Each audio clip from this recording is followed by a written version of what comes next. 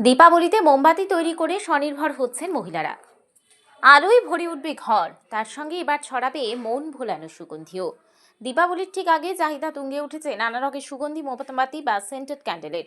আর সেই চাহিদাকে হাতিয়ার করে নিজের জীবনে সাফল্যের আলো জানিয়েছেন পূর্ব মেদিনীপুর জেলার হলদিয়ার কাষ্ঠখালী এলাকার বাসিন্দা সুনন্দা মণ্ডল দাস। তিনি একজন বেসরকারি স্কুলের শিক্ষিকাও।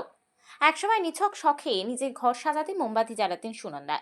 সেই ভালোবাসায় একদিন পরিণত হলো উদ্যোগে। তার কথায়, আমি সবসময় মোমবাতি জ্বালাতে ভালোবাসতাম। ভাবলাম যদি নিজের হাতে বানাতে পারি, তাহলে ঘরে ঘরে নিজের তৈরি আলো পৌঁছে দিতে পারবো।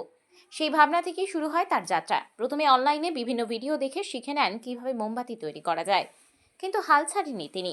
ধৈর্য আর অধ্যাবসায় ধীরে ধীরে তৈরি করেন নিজস্ব রেসিপি সুগন্ধি মোমবাতি তৈরির কৌশল।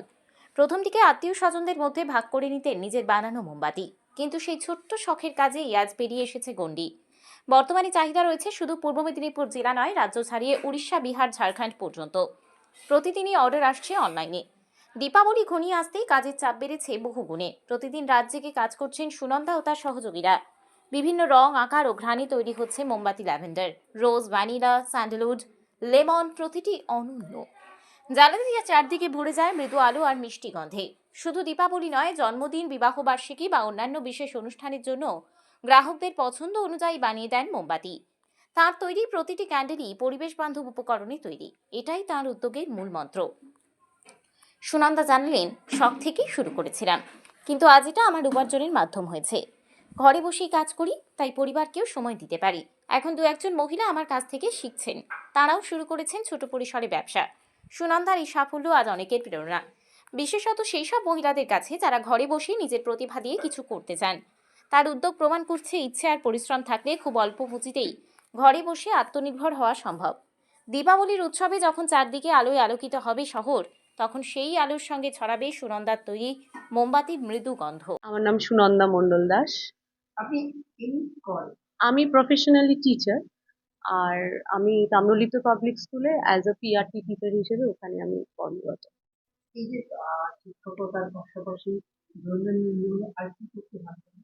আমার হবিজ হচ্ছে আমি ড্রয়িং করতে ভালোবাসি, মানে হাতের কাজ সংক্রান্ত আমি করতে ভালোবাসি। কিন্তু রিসেন্টলি আমার একটা ইন্টারেস্ট শুরু হয়েছে বা কৌতূহল বশত আমি করছি, সেটা হচ্ছে candle making. Candle making, aromatic candle making, যেটা আমাদের এনভায়রনমেন্টকেও ইকো ফ্রেন্ডলি রাখবে, আর হচ্ছে সবাইকে আলোর পাশাপাশি হচ্ছে সুগন্ধ বিস্তারও করবে আমার ক্যান্ডেল। কিরকম? যেরকম আমার ক্যান্ডেলগুলো, নর্মাল ক্যান্ডেল যেরকম আমরা বাজারে পাই শুধু আলো দেয়, কিন্তু আমার ক্যান্ডেলের ভেতরে স্পেশালিটি এটাই, তার ভেতরে সুগন্ধ দেওয়া থাকে। আপনি যদি সেটা নাও জ্বালান, সামান্য বাড়ির টেবিলে বা ওয়ার্ড্রপে কোথাও যদি রেখেও দেন বা কেবিনেটে, সেখানে আপনাকে সুগন্ধ মানে বিস্তার করবে। কেন কি, আমার এই ক্যান্ডেলে আমি হচ্ছে ফ্রেগ্রেন্স ইউজ করি। ফ্রেগ্রেন্স ইউজ করার ফলে আমার ক্যান্ডেল হচ্ছে আলোর পাশাপাশি হচ্ছে সুগন্ধও সবাইকে দিচ্ছে। এই যে কি কি ফ্রেগরেন্স ইউজ হয়? আমার ল্যাভেন্ডার আছে, চকলেট আছে, ফ্রুট আছে, জ্যাসমিন আছে, তারপর আপনার রোজ আছে, স্যান্ডেল আছে, কর্পূর আছে। পুরোটা কাস্টমাইজ, পুরোটাই কাস্টমাইজড। ইভেন আপনি ক্যান্ডেল, আমরা প্রচলিত দেখে এসেছি যে সাদা, কিন্তু আমার কাছে বিভিন্ন ধরনের কালারের আর বিভিন্ন শেপের পাওয়া যায়, যেটা আমি নিজের হাতে নিজের মতো করে কাস্টমাইজ করে পাঠাতে পারি বা বানাতে পারি। এখন কিরকম অর্ডার আছে? আমার দিওয়ালিতে তো অলরেডি মাটির প্রদীপ সবাই জ্বালায়, 14 প্রদীপ যে প্রচলিত আছে ভূত চতুর্দশীর দিন, সেইটাতে আমার কাছে প্রায় অনেকগুলো ওই মাটির প্রদীপের উপর কাস্টমাইজ অনেক অর্ডার আছে। আর গিফটিং পারপাসেও অনেক অর্ডার আছে। ধীরে ধীরে করার, স্কুলের পাশাপাশি ধীরে ধীরে করার চেষ্টা করছি। এই ইচ্ছা আছে আগামী দিনে এটাকে একটা পেশার মাধ্যমে নিয়ে যাওয়ার ইচ্ছা? পেশার মাধ্যমে অবশ্যই নিয়ে যাওয়ার ইচ্ছে আছে। নিজে থেকেই একটা নাম দিয়েছি এইটার, ফ্রেগ্রেন্স, মানে যেটা হচ্ছে সুগন্ধ।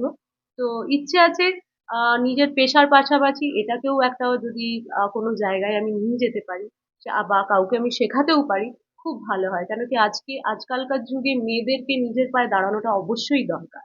তো এইরকম ছোট ছোট জিনিস বাড়ি থেকে বসে যদি সামান্য কিছু ইনভেস্টমেন্ট আমরা করতে পারি মেয়েরা, তাহলে আমার মনে হয় পরবর্তী জীবনে বা পরবর্তী লাইফে না মেয়েরা স্বাবলম্বী হতে পারে। Bureau report, DN update.